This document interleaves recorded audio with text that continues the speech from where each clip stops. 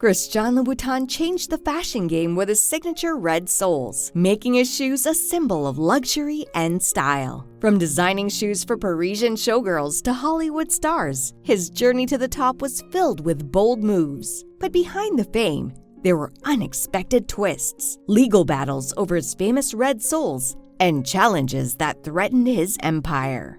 Unmistakable red-soled footwear became famous on Sex and the City. I do not have bail money, just so you know.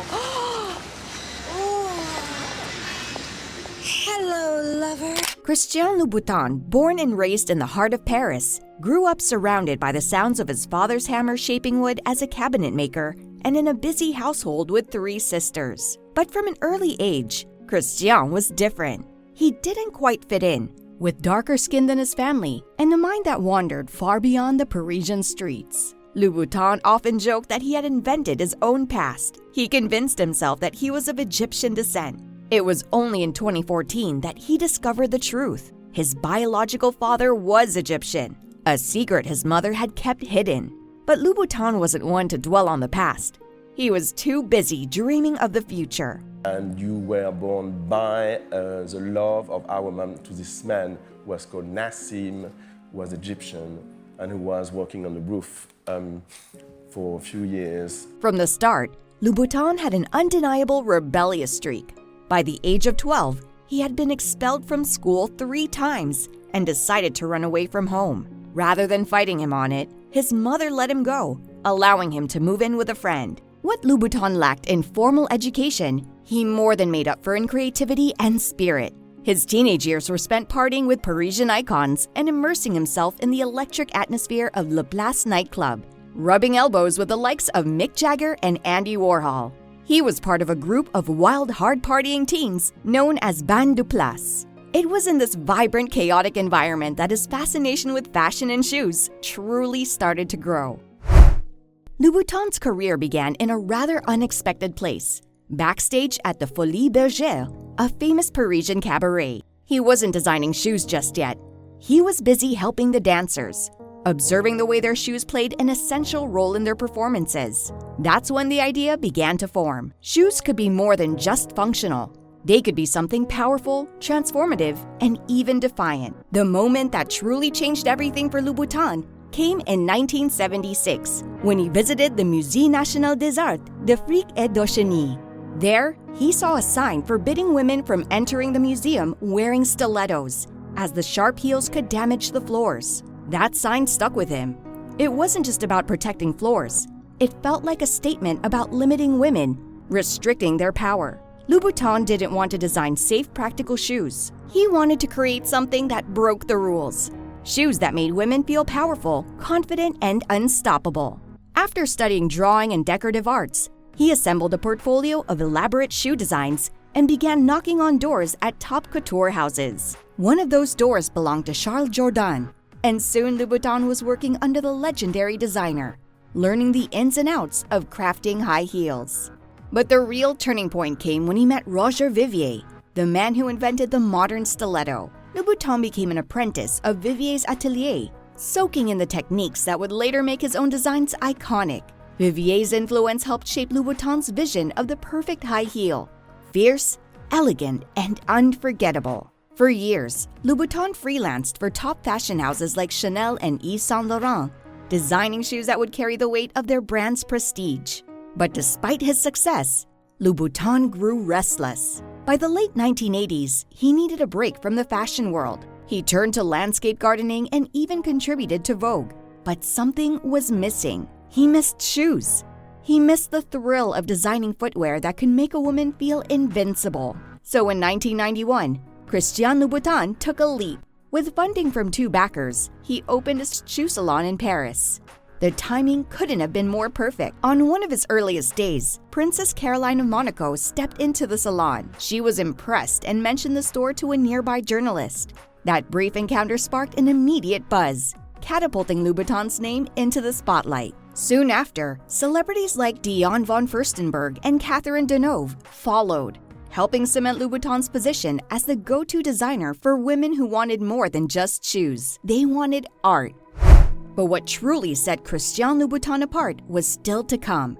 In 1993, during a collection review, Louboutin felt that something was missing from his designs. The shoe, a pink stacked heel with a large fabric flower, looked right in his sketch, but the prototype wasn't living up to his vision. Then, by chance, he noticed his assistant painting her nails a vibrant red.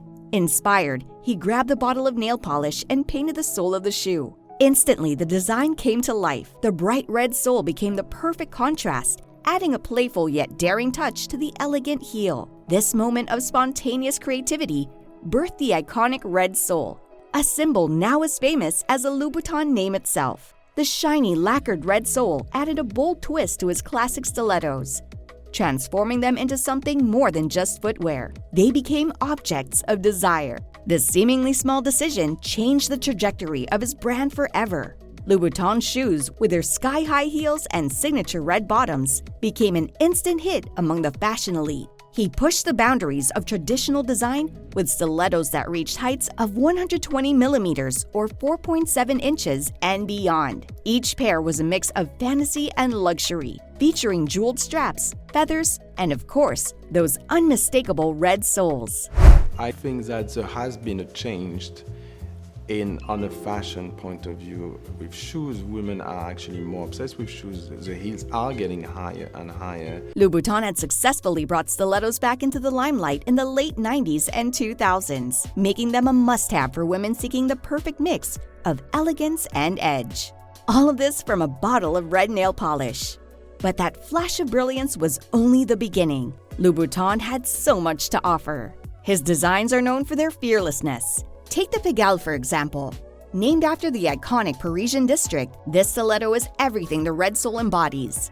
Sleek, sexy, and daring. With its sky-high heel and sharp lines, the Pigalle became an instant classic. Its fetishistic allure wasn't lost on anyone. After all, its towering spike heel suggested a kind of dangerous elegance. Louboutin's creative inspirations are as varied as they are bold. Take the Maquereau shoe, created in 1987 and inspired by the shimmering fish he admired at the aquarium as a child. Made of metallic leather, the shoe design captures that iridescence, with each angle catching the light in a way that mimics the shift, mesmerizing movement of fish beneath the water. His playful and eccentric nature is also seen in shoes like the Pensée, a fun, flower-adorned design that pays homage to Andy Warhol's iconic 1960s flowers paintings.